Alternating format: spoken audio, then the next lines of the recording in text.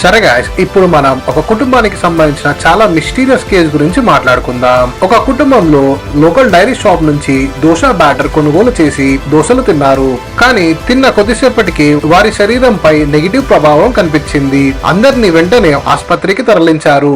ఆ సమయంలో వారు ఇద్దరు కుమార్తెలు, ఒక 3 నెలల పాప మరియు 4 సంవత్సరాల బాలిక ఇద్దరు మరణించారు. అయితే తల్లిదండ్రులు బతికే ఉన్నారు. ఈ కేసు అనుమానాస్పదంగా మారింది, ఎందుకంటే వారి పోస్ట్ మార్టం రిపోర్ట్ లో అల్యూమినియం ఫాస్ఫేట్ అంటే ఒక పాయిజన్ గుర్తించబడింది. విచారణ సమయంలో డైరీ యజమాని అదే రోజు నేను 100 మంది కస్టమర్లకు ఈ బ్యాటర్ అమ్మాను అని అండ్ వాళ్లకు ఏమీ కాలేదు అని, ఈ కుటుంబానికి ఎలా ప్రభావం చూపింది అని చెప్పాడు. కాగా తర్వాత పోలీసులకు మరో షాకింగ్ విషయం తెలిసింది. ఆ పిల్లల తల్లి డైరీలో స్పష్టంగా రాసి ఉంది ఏంటంటే, తనకు ఒక కొడుకు కావాలి, నాకు కొడుకు కలిగితే నేను ఆలయానికి వస్తాను అని. ఇప్పుడు పోలీసులు అన్ని కోణాల్లో కేసు దర్యాప్తు చేస్తున్నారు.